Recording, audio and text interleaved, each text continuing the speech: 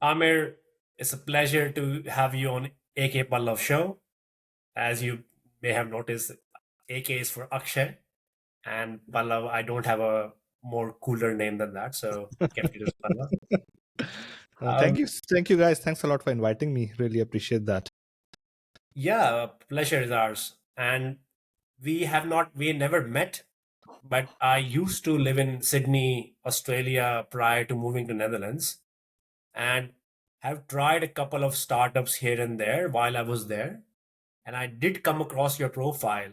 And because you, of course, naturally try to find out people whom we are familiar with or can connect with when you're in different geography, different soil.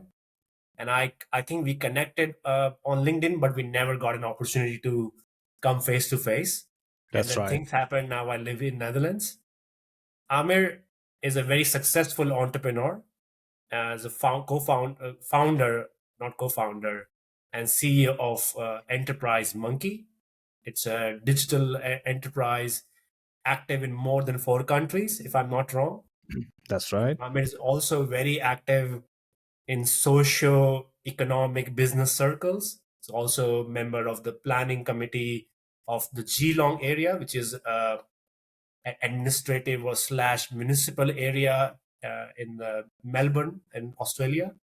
And also he recently received the Australian Business Awards, which is as a young entrepreneur and innovator.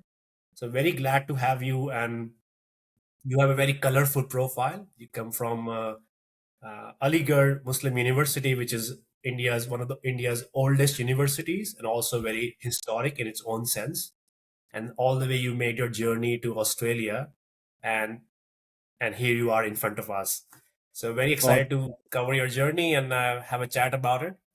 Amir, if you can walk through what does Enterprise Monkey does and how did it came about in life?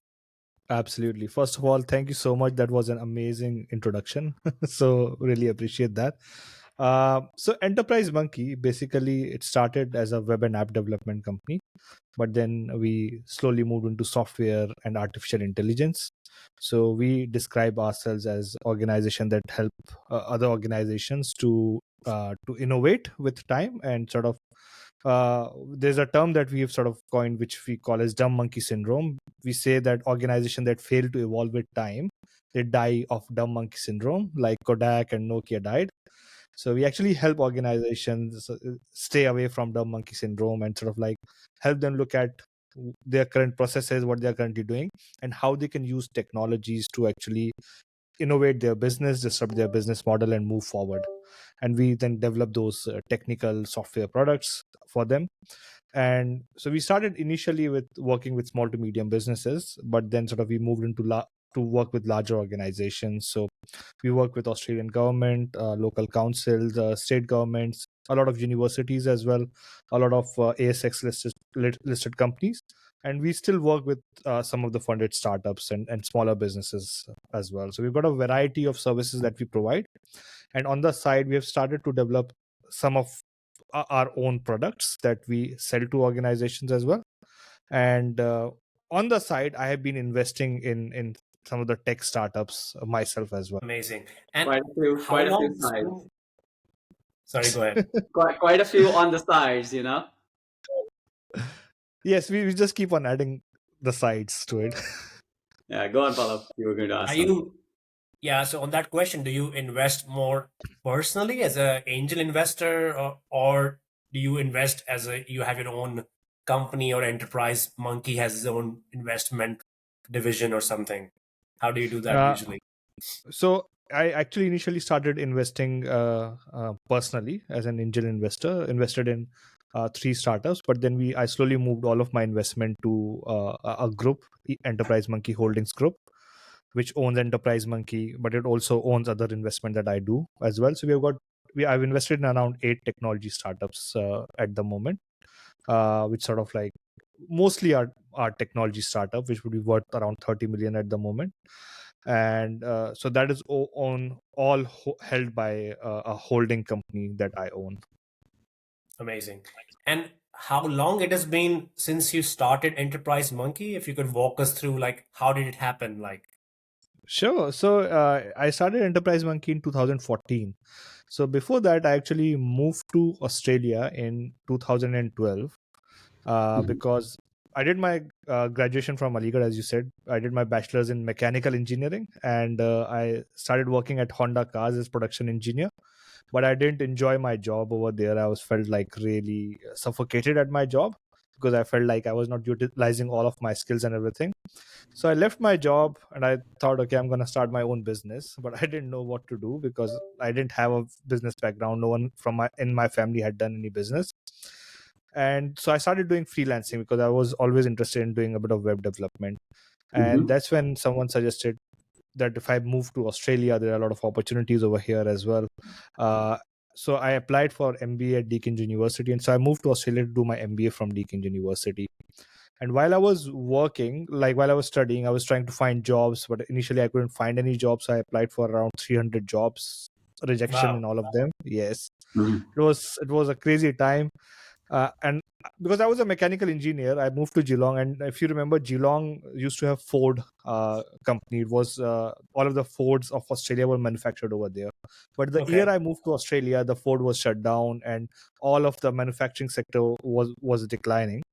So I took that as a cue, and I thought probably this industry is changing. So initially, I worked as a cleaner at Avalon Airport, did cleaning. Then I used to throw newspapers in the night. But on the side, I started to develop my own business as well. So I used to sort of go out to random people and in the streets and the train, whatever, tell them that look, I'm a business consultant. This is what I'm doing, and I want to work for you. So I've met my first client on the train from Melbourne to Geelong, actually. Wait. I think you had to you had to give some color, and let's, if possible, zoom in this situation. Like, so you are in 2012, 13 Yes, in in Geelong. 2013. Yeah. Yeah, in Geelong, new to the continent, new to the region, and you got your first client in a public transport, in a train. Absolutely. Because Could the very you first could thing you that could could you sure. play that us for, again? Like, how did that happen? What was the day like? What was the weather like? How did you approach this person? Yeah, Oh, what absolutely. was like going on in your mind? Actually, when before moving to Australia, like when I had Mhm. my student visa, I searched for how to start a business in Australia, and the first thing that I found out was you need to apply for an Australian business number. So I actually applied for Australian business number before I moved to Australia itself. So when I landed in Australia, I had my Australian business number. The second thing that I did was I got my business cards printed. So I took a random name. It was not Enterprise Monkey. It was XFI Solution. XFI doesn't have a full form, just three alphabets. And I sort of defined myself as e-business consultant over there. So what I started doing was I actually was literally sort of like on the train station and everything, like out of the office. I was actually distributing my business card, just meeting random people and saying, "Hey, my name is Amir, and I'm an e-business consultant. Please refer me to anyone Man, that that's you might that's like." incredible. So and I would do that like almost every day, and then I would go home, throw newspapers in the night, do cleaning or whatever, and then I'll wear my suit back again and then go and distribute my cards as e-business consultant. So anyways, I met this I was coming back from Melbourne from my uni, and always used to sort of really dress up really well at that point of time. And I was coming to Geelong, and I sort of met this guy who was like sitting beside me, and always used to talk to people. So I just started said hi, how are you, and with my thick Indian accent at that point of time. And so we started talking and talked about, okay, how's the weather and everything. And I then asked, how what do you do? So he said that I run this business that provide dental supplies to other businesses. And he then asked me, what do you do? So instead of telling him that I am a student or whatever, I said, I'm an e-business consultant. So he said, what does an e-business consultant do? So I told him that we actually look at businesses and then solve their problems with the help of technology, increase their profitability, and so on. So he said, okay, tell me a bit more about it. Tell me a bit of case studies. So I didn't have any case studies at that point of time, but there were assignments that I was doing in my university. So I took those assignments. I started telling them about those assignments, about this particular company, this company, that company, and so on. Just sort of like taking all of these assignments from my university. And he Well, said, "Look, I have got a problem in my business." that's a lesson in B2B sales right there. Absolutely, that's right. And so he said, "Oh, I've got a problem in my business, but like probably you're too big for me, and I might not be able to afford your fees and everything." And I said, "Look, I like you, so I might, work with you for some time. I would be interested in exploring what it is. You don't need to pay me anything. If I'm able to save you anything, then you can, of course, pay me later." So that's what we agreed on, and I sort of went into his business, looked at the system that he was using. It was sort of like all manual paper based system. Created a little app to actually manage his staff and everything. So it took me sort of around 1 month to do that. I was like in his office day and night, sort of working tirelessly, working with his team. Did it for free, but then just by using that, he was saving $20,000 per month in terms of the admin work that his team was doing. So he was so delighted. He paid me around $40,000 for that particular application, and then he referred me to some of other businesses as well. That's a really amazing story. Can, Thank you. Yeah. can I go? So I know you've said it like in a very light-hearted fashion that, yeah, I was in the university, and then at that point of time, I was already thinking I wanted to start my business. Was there was there some spirit of entrepreneurship that ran in your family? Where did you draw that inspiration from to actually go ahead and take that step of which probably 99% of the people around you would like be like, Amir, like, what's going on? Why would you not stay with a job, or why would you not do something else? So can you were there some inspirations in your life, and what was that? Actually, interestingly, there were none, because my father was in a government job, and he was like in one job. He started his job at one particular government department in at the age of 21, and then he retired in the same organization. So he was in government job. No one in my family was ever involved in the business as well, and the Hmm. business was actually looked down upon. Like my father always Hmm. wanted me to find a safe and secure job Right. as well. So when I mentioned that I wanted to do business, it was like they were not happy about it at all. Yeah. And I actually I had a very stable job at Honda in India. I had left that, so Right. they were not happy with me as well. And then I moved to Australia, and then I was doing cleaning and throwing newspapers, so they were not happy about it No, as well. no, So I don't think they yes. would have. Oh, absolutely. So, but the thing is that when I was in college, I actually discovered my passion of solving problems with technology. So, at that point of time, I thought, there's no way for the students and the teachers and the alumni to interact with each other. So, I created a networking website. I didn't know that the term social network by that time, because it was like Facebook and Orkut was all sort of coming at that point of time, and it sort of took off. We had like 30,000 users in the first week, and sort of worked really well for my university. It was called AMU Live. So that's when I discovered that I really enjoy this part where I can solve problems with the help of technology. I didn't know it was entrepreneurship, but when I started working at Honda Cars and I sort of looked at the scope of what I was doing, that's when I really discovered that probably. And when I talked to people, like when I resigned from Honda, my HOD actually called me, and he said, like, you've got such good prospects over there. You are doing so well over here. And I can promise you in the next 4 years, you will become the head of department. And I said, I have looked at you. I've looked at your work. I've looked at your lifestyle. It's great, but it's not for me. Like, I don't want to be HOD of Honda. So that's when I realized that probably the skill set that I have and what I want to do would not be possible with a job. It needs to be something of my own that I can create and that I can do as well. And when I was suffering, like I was literally feeling depression and anxiety when I was working at Honda. My performance was sort of declining, and I could really feel that I was suffocating at that particular job as well. So that's when I also figured out that if I'm going to do something that I don't like, that I don't enjoy, then I'm not going to be able to survive as well. So probably money is not the thing for me. It's about chasing what I really wanted to do. And you, if I may ask you, Why Australia? You mentioned somebody recommended that, hey, there are opportunities in Australia. Was that the only reason, or did you also consider other countries like, I don't know, UAE or UK or USA or Singapore?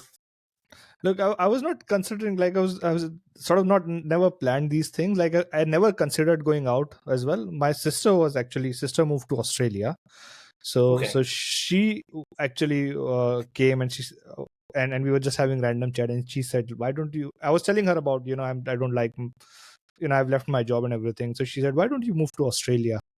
And I said, I've never thought about it, because I never thought about, like, going out and doing MBA or studying from outside. So she said, why don't you give it a try? And then, I talked to one of my clients. He was in Australia as well. I asked him about the scope of this work, and he said, look, it's great. The technology space is growing in Australia now. So I just felt that probably it's worth giving it a try. I was not 100% sure, but I didn't really looked at a lot of different options as such. Very And unplanned. your sister is also based around in Melbourne, or was she Yes, based she somewhere she else? is. Yes, she is in Nice. Geelong as well. Yeah. Yeah. And you you mentioned something when you were describing the situation where you met your first client. I'm sure there's he or she developed a trust in you, the way you presented yourself, the way you spoke with that person, the way you offered value. Could you elaborate on that? Why this person gave you the project? What is I would your answer to that? I think it, and I've thought a lot about it. I think it goes back to the type of questions that I was asking that person, and I was genuinely interested in understanding what that person does. So, a lot of entrepreneurs, a lot of business people, uh, they they do a lot of stuff, and they've got their own problems and everything, and people try and go and sell their product to them.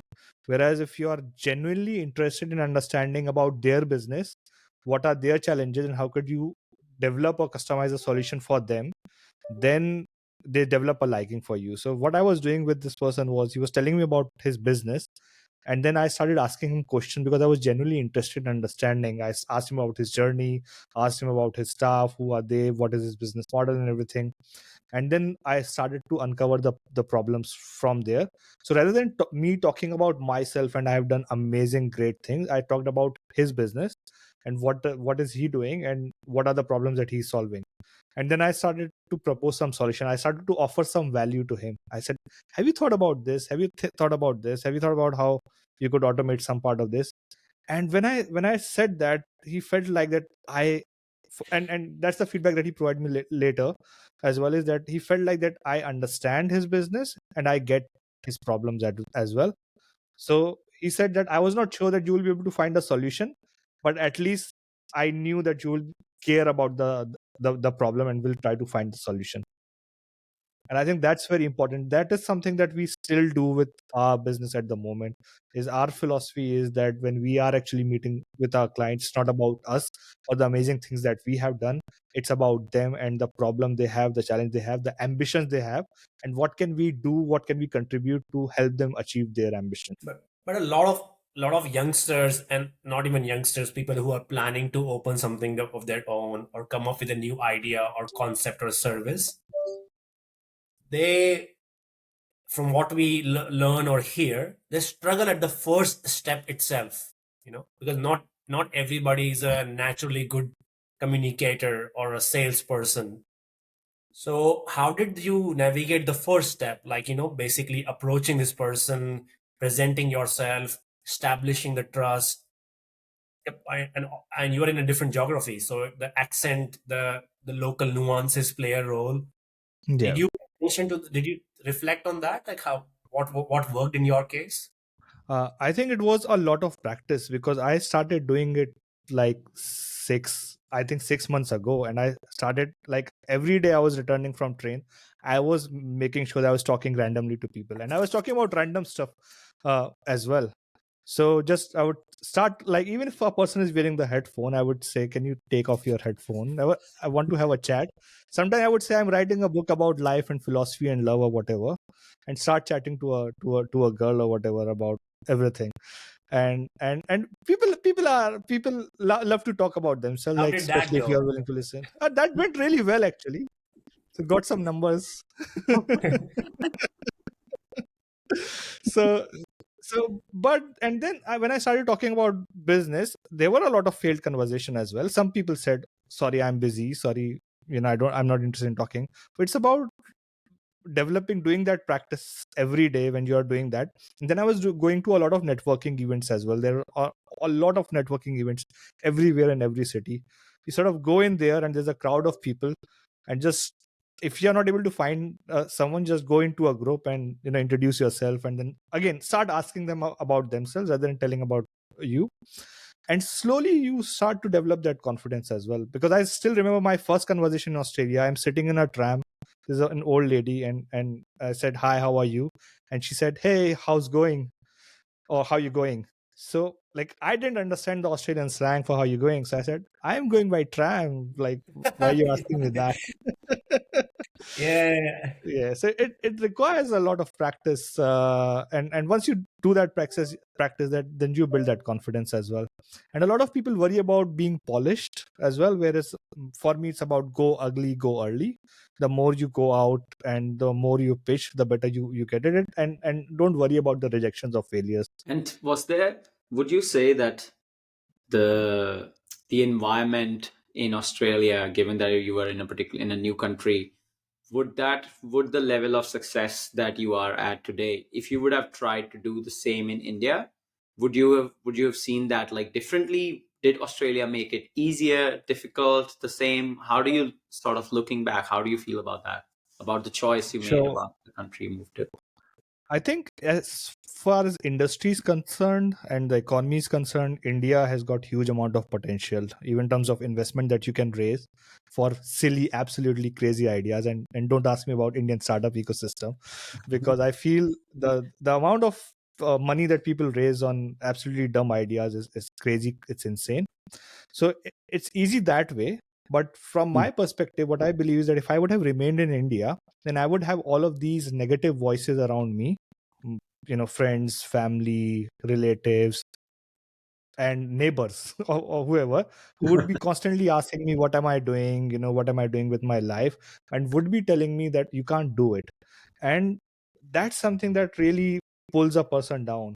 What allowed me to be successful in Australia is that I became shameless. I was going out on my own and doing whatever I wanted to do. I was failing constantly. I was living miserably as well.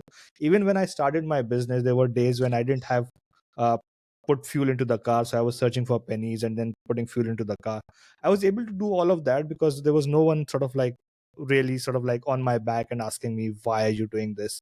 And I think that made a huge difference for me. It, I think Yeah. what you're saying is so spot on, that you can have like a negative environment, you can have a neutral environment, you can have a positive environment.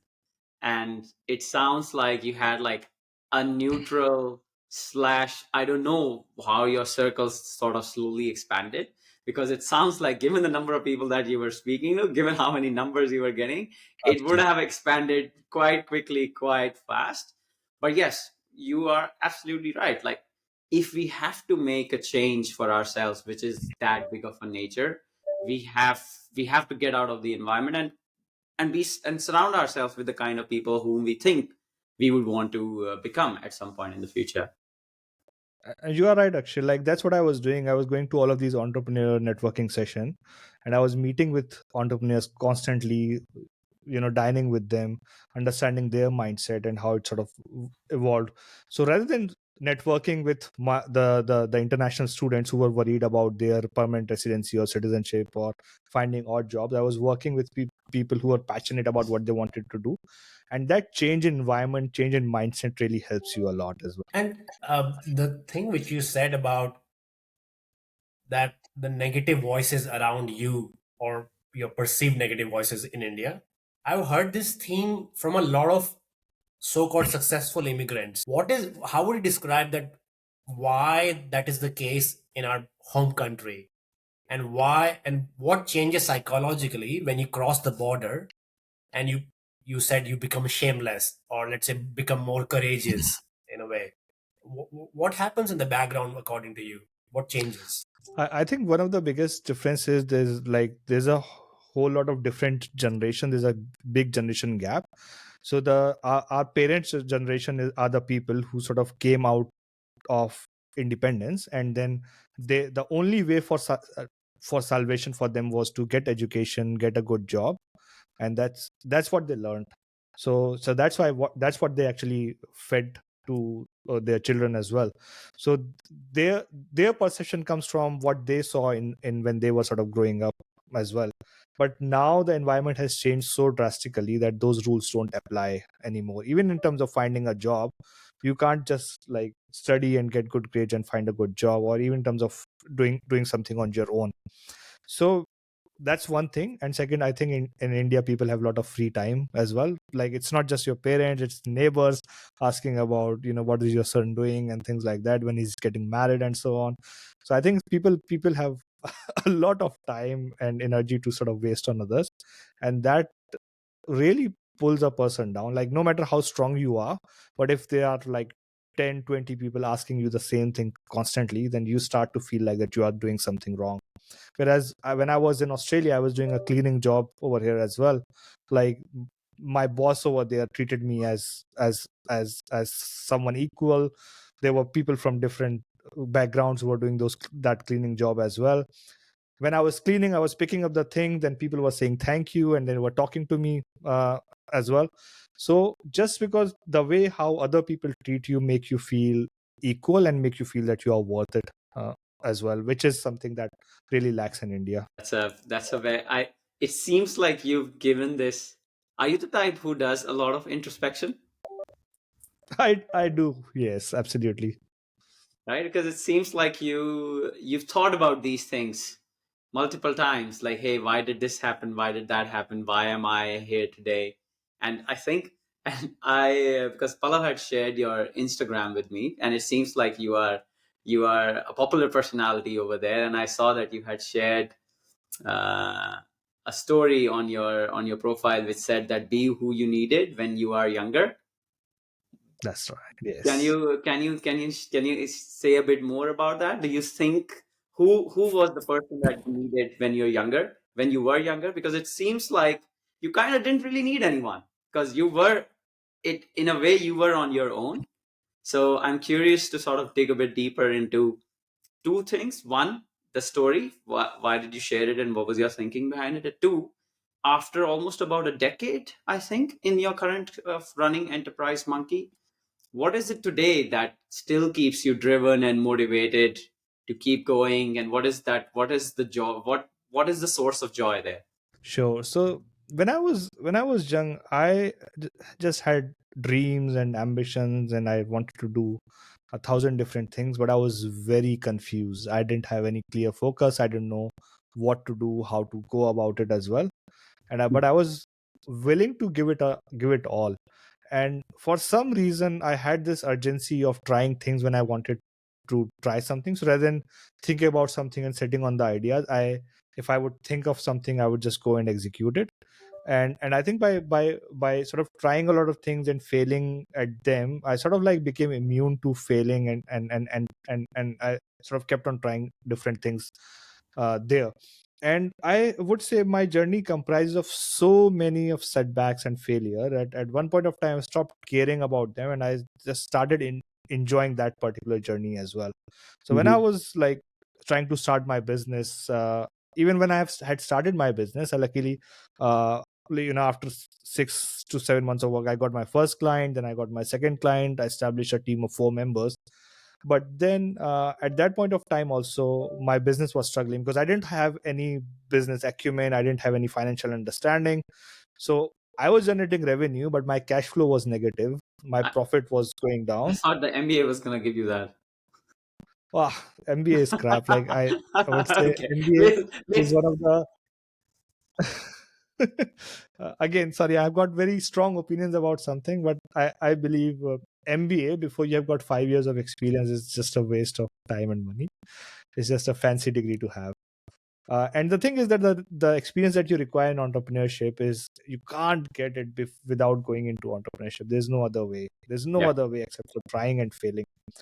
So, anyways, in 2017, I was 25 years old, sort of like third year in my business. Everything started to go down. I didn't have a financial history, so I couldn't get loan from banks. So I got money from private lenders like loan sharks. Got $50,000 debt. Didn't work out, so raised another 50,000. So I had like $100,000 debt on me. I had suppliers chasing me for money. Customers were not happy. And then used to get sort of calls from loan sharks day and night. They were sort of like saying, "We'll get you thrown out of the country," and things like that. Really nasty things as well. And I was like, what have I done to my life? Like 25 years old, like $100,000 of debt. It's a lot to take. Yeah. And I thought probably I'm not right for it. So I thought of like stopping it all. But then I thought, I never came into the business for money. And how about if I actually look and understand what really went wrong? So I'm not going to exit until I clearly understand what went wrong and what is the thing that I could do now to change it. So I studied my business model, changed my business model, fired 80% of my clients, not the people, but the clients. I said, look, we are not the right fit. You can't pay me enough. You need a whole lot of. So I said to them nicely. What I said is like, I've got a different service offering and I've got a different price point. And sort of we started the whole business from almost scratch, and in 6 months paid back my debt and sort of grew my business from there. But what I'm saying is, if it was not for the love of actually doing what I want to do and the resilience, that I would have never have been able to sort of go past through that particular point. And this is the stuff, linking back to your second question, this is the stuff that wakes me up every day and keeps me driving as well, because I really enjoy what I am doing. I don't do it for money or fame or whatever. I do it for the love and the passion of doing it. And that's why I sort of enjoy every day of what I do. And is there like a specific part of it that you enjoy about it? Like, where does that source of enjoyment kind of come from? I actually enjoyed the part where I would sit with the clients, look at their problems, solve those problems, and then of course develop solutions for them. So that's the part that I used to enjoy. But I didn't used to enjoy the finance part, some of the sales part, worrying about the money, dealing with the staff and things like that. But what I learned through this journey as well is that I only get that independence. I only get to do that the part that I enjoy, because I am able to do the part that I don't enjoy. So if I'm able to be really good at the part that I don't enjoy, find the right people, set the right systems, but still be able to do that part, then I can still spend the time in doing the stuff that I enjoy. So of course, when you start a business, you might sometimes be just in love with a small part of it, and that's where your sort of co-founders come in. But for me, I started to enjoy the whole wholesomeness of the business as a whole. And because what I really enjoy is when I get to learn about new things. So for example, understanding finance was a huge challenge for me. So I actually upgraded myself, learned a lot about finance, and sort of got on the top of it. Recently, 2 years ago, we sort of like had around 80 people, and then we had to sort of grow further. Now the rules when you have got 30-40 people is very different when you've got 80 people, because you have to add a second layer of management as well. And so I had to sort of redo my processes, develop more systems, do more compliance and everything. So I said to my management team, said, look, I knew what I was doing till now, but now I'm going to uncover everything that I'm going to do from here. So that was a new learning for me as well, and that's what I enjoyed as well. Could you give us some figures about the scale of Enterprise Monkey's business at the moment?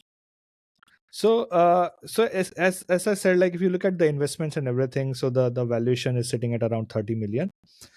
In terms of, because we are developing a lot of products, so we are spending a lot in R&D. So the revenue is sitting at around 2 million every year. It's in a span of 10 years, right? Almost. Yes.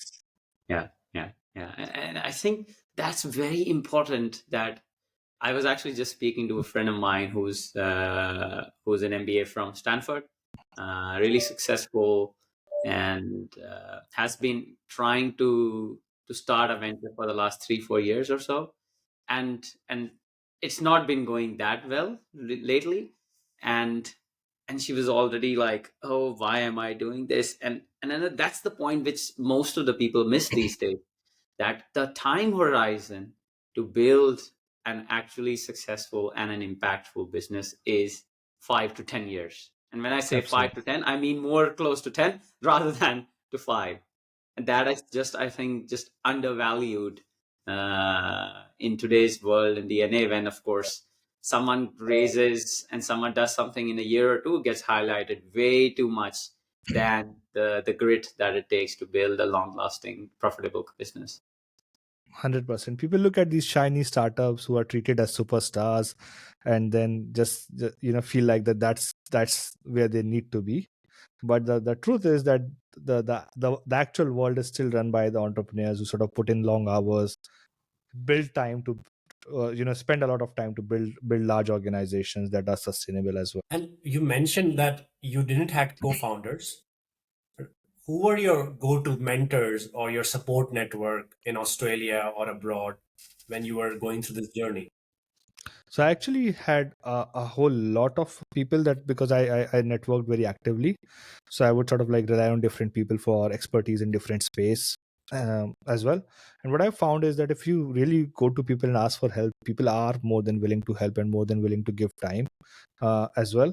So there were like 4 or 5 different people who helped me. One of them was Scott Brown, who moved to Geelong. I think at that point of time he had sold his multiple businesses. He was sort of investing in other businesses as well. So got in touch with him, and he also helped me with a lot of personal growth issues as well, in terms of understanding the mindset of being an entrepreneur, sort of going when you are sort of growing your business. But then I relied on a whole lot of different people to provide me with mentorship and expertise. And you met most of them through by yourself, like through going through these events and also distributing your business cards in the first That's few right. months. Absolutely. Distributing business cards, going out with the events, even sort of like I always use my clients as my sort of like mentors as well. Like we develop very good relationship with our clients, and then they sort of become a bit of there's a different relationship that we develop with them as well. We help them grow their business, they help us grow our business. We sort of become an extension of their team. So that has been a case as well. And through LinkedIn, I don't know, I feel people miss out on these low hanging fruits. LinkedIn is just such an amazing place to actually connect with people, reach out to people, build networks, build connection. People just don't do that for some reason. So I actually found a lot of good contacts through LinkedIn itself. And yeah, go ahead. I have a question, but it's not about business. Okay, But you yeah. go ahead. So then I'll ask this one. If you had to summarize, then let's say, as an approach that someone should take when they get into a new country for building, let's say, the best network ever to support their entrepreneurial or professional journey for that matter, what would you can you like try to summarize that okay, these are like the top 3 things and that like worked for you? Absolutely. The very first thing is that when you are going in a new country, you need to unlearn everything that you learned first. So you have to be willing to forget everything, all of the rules, and think about yourself as someone who is like a newborn, learning new approaches altogether. That's very important. Secondly, rather than, of course, like my friends are still from India, and we have shared good relationship with each other. But rather than hanging out in a community that is comprised of your own people, now you're in a new country. You have got an opportunity to meet with people from different places, people who are local to that country as well. So I encourage people to sort of go out and do as much networking as you can. Like there's meetup.com where you can see a lot of meetups. They don't need to be entrepreneurship related or business related or career related at all. You know, just go, like if you're single, go on speed dating, do whatever, like do networking, go on tours and trips and everything, but it's about understanding the culture of the country and immersing in the culture of the country. That's very important. A second is to start building that network. Like even if you don't have a lot of skills, even if you don't know what you are doing, but just start to network with people. And if you are able to do networking with, of course, people who are in entrepreneurship, then do that, meet with them, listen to them about their story. So the way I would always approach networking is, in networking I'll go and meet people, exchange business cards, and then say, can we catch up for a coffee later? And they would generally say yes. Then I'll ring them after 1 day or 2 day or whatever, email them and say, can we catch up? Then go and sort of meet them for a coffee. And that's sort of like the first session of coffee, generally 30 minutes to 1 hour, where you talk about yourself, know a bit more about them. And it's not the purpose of that coffee is not to sell something or to buy something, just to have that interaction, develop that relationship. So that's how you start to build your network from there. Go on, Pala. I Yeah, I have a question more on your personal life. So I'm sure your personal life also took a hit or had to be sort of restarted when you moved to Australia. Could you give us some more details about, like, were you single? Did you move with your family? Probably not, as you mentioned. Yeah, yes. How did you navigate your personal life, and how did you continue the hobbies or found new ones? How did that part go? Yeah. Sure. Particularly if there were, sorry, Andrew, if you can add Yeah, like some, maybe like a really high moment or a really down moment to, as an example, that always like is nice to have along with the personal stories. absolutely. So I would say that I had a big network in India as well. I've always been all about networking. So when I was in Aligarh Muslim University, I fought students union election over here, and students union is a big thing in Aligarh. Like if you would have seen some movies, it's pretty huge. Again, 35,000 students vote, and you sort of like become elected. So I was elected as general secretary of students union. So I was very well connected in India as well. I was connected to a lot of activists and things like that as well, and had a good friendship circle as well. So for me to leave India was a big thing, because I was, even when I moved from Aligarh to Delhi to work at Honda, I had a huge network in Honda, like in Delhi. So I would say, like, I will come back from my job and I would sort of go to a dhaba, and there would be like 25, 30 people that I would sort of know, and will sort of just go and catch up with each other. So leaving all of that recognition and fame and everything, and moving to Australia was a huge thing for me. Because when I moved to Australia, of course I knew my sister, but I didn't know anyone else. It was me starting from a scratch in a university where everyone was, like, of course, unknown to me. I didn't know anyone, and I'm always been a bit of slow learner as well. Like when I sort of walk into a room, like I would probably be initially the most introvert person, or the most underperforming one, even sort of in the class and everything, because I take my time to understand things, and then sort of I get settled in as well. That has changed now probably, but at that point of time that was the case with me. I was very raw as well, was not very finished when came to conversation and everything. So that was a big hit for me, sort of leaving everything there. I didn't move with my family. Sort of my parents were there in India as well. Sort of left my friends behind, and moved over here. Of course, I had a sister, but initially the journey was pretty lonely, because first of all, no one really understood what I was doing, because I was, applying for jobs, couldn't find any jobs, didn't have any support system, and then sort of like started to work as a cleaner, was going out in the night throwing newspaper, like the whole night. It used to be sort of pretty cold at that point of time, and I would sort of go to uni, come back from uni by 7 p.m. in the night, and then I had to go for the job, the newspaper job at 11 p.m. So I had like 4 hours to sleep or eat. So I would skip my dinner, go to sleep, wake up at 10:30, go to the job, and then distribute newspaper whole night. And then my shift used to end at around 7 a.m. in the morning. And I was Oh, so wow. tired, I would just sleep in the car, because I had to go to uni so catch that. This job was in Geelong, which is like 1.5 hour from Melbourne, but then you have got like another hour to Burwood, which was my campus. So it was like a 3 hours journey as well. So I would then sleep in my car for a couple of hours, and then I'll go to university and do study. And during this time I would try to distribute my business cards as well. And so it was a very lonely journey. It put a lot of mental and emotional stress on me as well. And people say the journey of entrepreneurship is very lonely because no one understands what you are doing, and you've got a passion, you're following it. And it was like that for me. And I have a question. So I have some information about Aligarh Muslim University. It's in terms of its, um, let's say, political activeness. It's similar to DU and other Mhm. bigger university, or Allahabad University. And you became general secretary, so I have some experience of that as well. So I can imagine that at that time, usually the people who are more, let's say, entrepreneurial or tech oriented, they are not the ones who usually win elections. They're mostly leadership types, very selfless types, people who are good in organizing stuff, understanding people's issue. So you rode that high.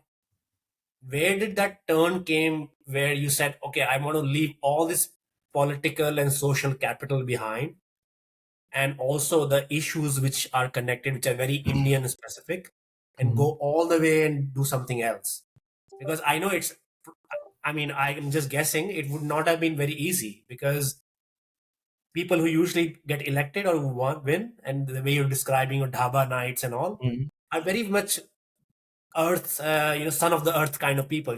They understand, they want to talk to locals, not necessarily like white people or foreigners. Yes, absolutely. So how did you jump to that? And I'm sure, when you did, you still have a part of you who, or is there a part of you who feels still connected to those issues or those uh, topics there?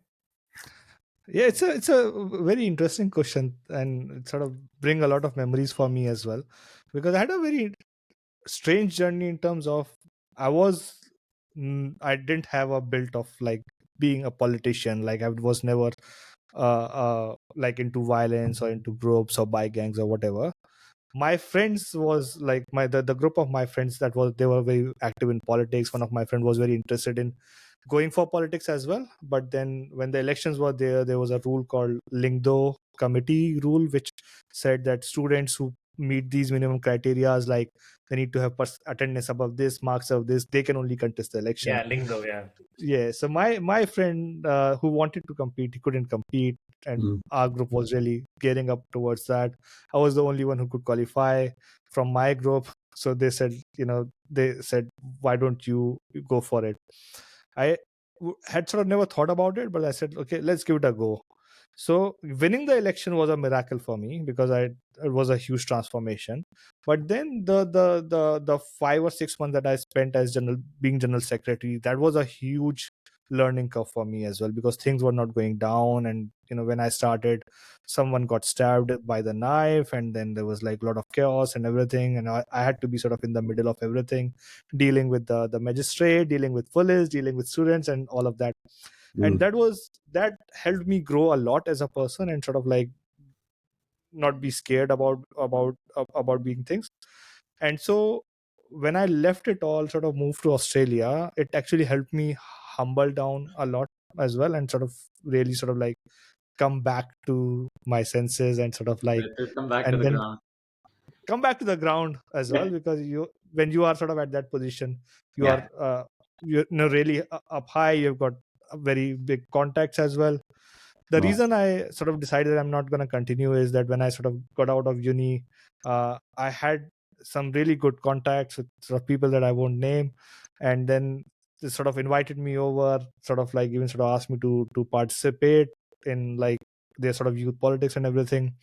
And when I saw the dealings over there, I thought, this is above me, this is just too much, and I can't be involved in so much of manipulation, so much of lies. Like Indian politics is a lot. So I said, no, it sort of goes beyond my moral compass, and that's the thing that I don't want to do. So what's the next best thing? Business. And Mhm. that's how sort of like gravitated towards business. Yeah, thanks for the honesty there. Like I think it's and that throws quite an interesting light on how sort of you went from A to B to C, and you also mentioned in the beginning that you're doing angel investing and also part of, and I think I saw on your LinkedIn you were recently nominated for an award by the by like the by one of the business associations as well. So firstly, like congratulations for that. Thank you. So I want to see, like, is there are you would you say that you're still connected to your Indian roots? And if yes, it seems like, are you trying to do something about it? Where are you placed on like the India Australia spectrum, where in terms of where you belong and what you're really trying to do? So I would say that, of course, I live in Australia. I've got an Australian business. I've got Australian citizenship. But apart from that, I am an Indian by heart. And I was got as much disappointed as you would guys would have when India lost the final cricket World Cup. But but then apart from that, like I'm involved in a lot of not for profits in India as well. So established a lot of education initiatives over there as well. We've got a big footprint of Enterprise Monkey in India. We've got a big team in India over there as well. And one thing that we are trying to do is we take students who don't have degrees as such, but and they are at disadvantage from education perspective. Bring them on, provide them training on coding and development, because coding really doesn't need a whole lot of science and communication, things like that. And then if they are able to perform well, then we of course give them full-time jobs and retain them as well. So that's the stuff that we are trying to do, where we are trying to go into the grassroots, sort of find those disadvantaged students and seeing how we can actually help them go go up and find their career in technology. And where is that based? Which part in India is your office? Noida. Right. Yeah, it's a stellar IT park in Noida. And in terms of like the not for profit initiatives that you briefly mentioned, could you share like what's your intention there, and maybe one or two that you are the most excited about that you are working on personally? Yep, absolutely. So one is an education initiative where we are actually looking at girls specifically who come from very low socioeconomic background, can't really afford to sort of you know uh, continue with their education. What we are trying to do is we are trying to teach them sort of course, uh, provide basic tutoring, but apart from that also teach them again by sort of giving laptops, teach them on the skills that could actually help them find the jobs as well. It's not very advanced skills like basic Word, Microsoft Excel, things like that. Sometimes it's just basic swing or handicraft and so on. So just sort of working sort of like with sort of girls from disadvantaged low socioeconomic sector to help them gain some skills that will help them find some employment and support their families. And is this like a foundation that you Enterprise Monkey has set up, or you're just working with some foundations which are actually No, like? so that's something that I have personally set up, and that's something that I really don't talk about or don't sort of like something that I personally fund as well. So me and my wife, we sort of like personally funded. We don't sort of get donation or anything from anywhere else, but that's something that we have set up, and that's what we want to grow as well. And you have a team which is employed, let's say, by your foundation, which is going out and finding these people, or you do work with other foundations? So right now, like with this initiative, we have got our own team, Mhm. and they are the ones who are actually finding these people and working with them. But apart from that, I'm actually connected to some different foundations and supporting them at the same time as well. And where do you feel like you're at this point of time, with all the different sides that we talked about right in the very beginning? Where do you see Mhm. like your time getting kind of spread across? Like, do you have like a fair or rough idea of like percentage division across all of the initiatives that you're involved in? Uh, yes, I do actually. So right now, my focus is in sort of establishing like building my portfolio of the startups that I have. With Enterprise Monkey, I'm sort of like focusing to take it to a stage where we have got our own whole suite of products, and then we are moving into AI space as well. So developing that team and sort of like continue to do R&D over there. So that's, I would say, with Enterprise Monkey, it's still taking like now. Earlier, it was taking 10% of my time. Now I'm spending 40% of time with Enterprise Monkey because we have moved into a new space. We are moving to new territories. I would say I'm actually focused on one of the startups that I've started in India called Beyond Grades, which is basically an edtech startup that is focusing on developing content and education around things that you can't learn in school, like entrepreneurship. So we are starting a course on entrepreneurship itself. We are looking to start some more courses around that as well, building a bit of social learning network. So that's taking a lot of my time. Apart from that, I would say 20% in these social initiatives. Education month sounds really cool. I think that's a topic which, personally for me, is something like really important. Having gone through the same, you know, and you said it quite right. Beyond grades, like mostly focused always on grades and what goes on the resume, and not really on like the core learning. But yeah, that's something that we should talk about later as well. But it's really, Absolutely. it sounds like, again, I go back to what a comment that I had made earlier. It sounds like you've given all of these enough thinking on why you are doing this. So then maybe I want to ask you, like, would you know, or are you able, do you have like a clear sentence or like a clear way in saying what is Amir Qutub's purpose? Yes, I have thought about it as well. Sorry, but I think a lot actually. So I think about a whole lot of things. I think about when I'm gonna die. If I die tomorrow, how's the company gonna run? So I've prepared something around that as well. I've got a Yeah. full document of what happens when I die, who takes the ownership and everything. Anyways, so yes, so my the purpose, I would say, is very clear. I personally enjoy solving problems and making the world a better place. And I find, because I'm passionate about technology, this is one of technology is a tool through which I actually do that. So an example of that is that when COVID hit the world in Australia, I sort of found that there were a lot of people who were stuck at their home, very old age, they couldn't get help. And I thought, how can I help? So we created an app called Angel Next Door that allowed people to seek help from each other. Like they would, if someone would say, hey, I need help with medicine, people within 5 kilometers of area would get notification, and a person can say, okay, I'm happy to help, and then it would connect the people securely. People would help each other. But then when the second wave of COVID hit in India, we actually transformed that app so that people can actually put leads on, because people were suffering with the lack of ICUs and oxygen, and they needed Yeah. basic medicine. So it became like a repository where everyone can put in if there are any ICU beds available, if there's any medicine available. And so we saw around 1 million people in India actually used it, and I've got testimonial from so many people where we were able to save lives. So that sort of comes back to my purpose. Like it's always about how can I sort of like solve a problem, whatever it is, if it's a small or a big problem. And because technology is the tool set, I know that I always go back to technology to try and solve that problem. It's really cool and really nice to see, and it also seems like you still have that curiosity and just that natural inclination to learning about technology, right? Absolutely, 100%, yes. And then whenever I look at something, rather than complaining about it, I was like, okay, there's an idea. Like, how can I solve it? Yeah, So yeah, it's something that keeps me going all the time. yeah. I think Pallav is probably like bored of me talking about this book to him 5 times already, but I'm going to mention it again. But I'm reading this book called Mastery by Robert Greene. I don't know if I you've heard have about read it. that. You It have is a read that. beautiful Okay. book. Yes, Right, yes. right.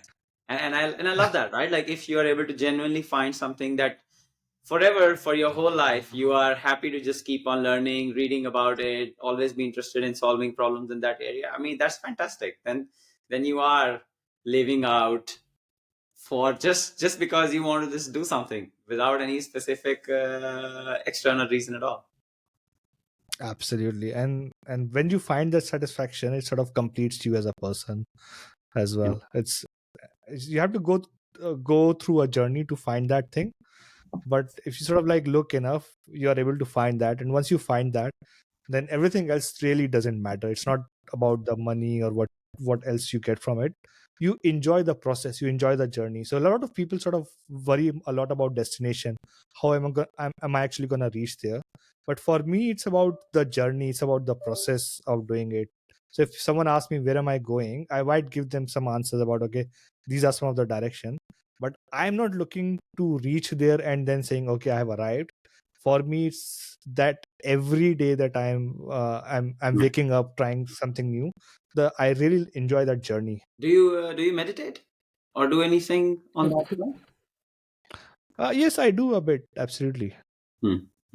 And I have actually, when I was going through depression, I learned a lot about NLP, which is neurolingual programming. Neuro-linguistic programming. Yeah.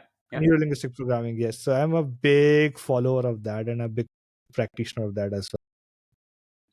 Pallav, if you don't have any specific questions, then maybe we can quickly just talk about like the admin section. You have Yeah, yeah. And I was also. We can go through that section with the leading question.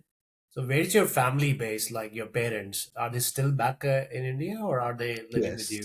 So my parents are still back in India, And but they, your yeah. sister and yourself, you both are here in Australia, Yes, I've right? got one sister who is still in India as well, and one sister is over here. So I had And two elder sisters. how often do you meet your parents, and how do you feel about this distance? So now, conveniently, I've got an office in Noida. So put it on business expense, and I travel to India every 3 months, which is good. And I generally have my parents over like every year as well. So they spend like 3 months with us. But it's not as good as like living with your parents. I've got a wife and I've got a 2.5-year-old kid as well. Nice. Yes, Omar is his name, and so uh, especially when he's growing up, I miss that part of being with the parents and enjoying that time with them as well. Yeah, we and can move to the admin yeah. part. So just quickly, because of course, and particularly these days, I know like it's quite difficult. When you had moved to Australia, and of course you wanted to set up your own company, how was like the visa process like? Like, was that easy to manage, difficult? How did you navigate that?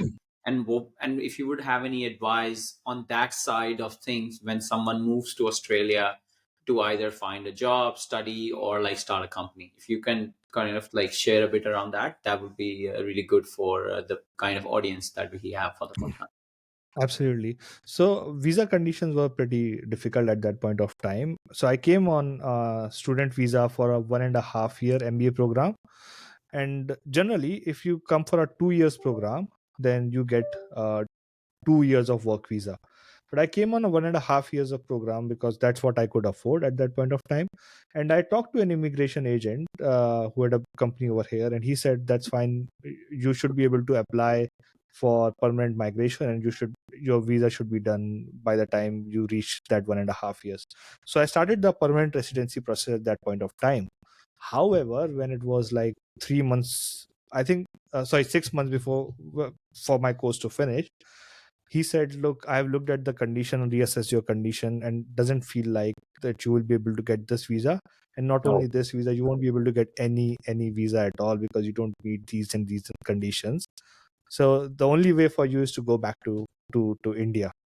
And this is all happening when I'm sort of like trying to establish my business and sort of like struggling at the same time. So at that point of time, I really geared up. I went through the books of like immigration law myself, and of course seeked help from a lot of different immigration consultants where you can just get consultancy. And I sort of went through the process of applying the permanent residency myself. So there were two pathways over there. One was a temporary residency and one was a permanent residency. So I applied for both, and I actually got both within a distance of 1 month, and it was before I completed my course. So I was able to get through and get a permanent residency while I was finishing my course at that point of time. But it was pretty difficult because you had to provide a lot of evidences and create a lot of career episodes and so on. There was a lot of prerequisites at that point of time as well. But again, there was a grit of sort of like, when I've come over here, so I have to stay and do it. So I just did everything that I could to stay. And and is it yeah. different now, or Easier Sorry. or difficult? Is it easier or difficult now, or do you know have any insight on that? It was very difficult last till 2022. Then they eased it up in 2023, but they made it easier only for the people who were over here and who were waiting for their visa. There were people who were over here on bridging visa. They were waiting for their visa for 4 years something, and then they expedited everything last year because Australia was on a huge skill shortage, and so they had to expedite the visas. But right now, I would say like it's on case by case basis. For some occupations, very simple, very easy. They are sort of taking you in with both hands open, like for nursing and for childcare industry, education, and things like that. They are. But if you are in IT or anything like that, it's very difficult. It's a very long process, and it takes 3 to 4 years to get that visa if you are Wow. lucky. Well, I think then we are at the end of our conversation, which has been an absolute delight. I have to say, very insightful, and loved the honesty, and also, yeah, just the fact that I think both of us are also the type of people who spend a lot of our time thinking and really understanding and being aware of what is important to us, what is not important to us, why we do things the way we do. And it was a pleasure to see that we met another person who has the same level of thinking, and also a really successful entrepreneur in a completely different continent. Oh, thank you. I didn't feel like it was an interview. I felt like I was chatting with two friends and we were just, having fun and talking about different stuff. That's very good to So, hear. Yeah. yeah, you guys are amazing at what you do. And you sort of made me really feel at home as well. Thank you. Yeah.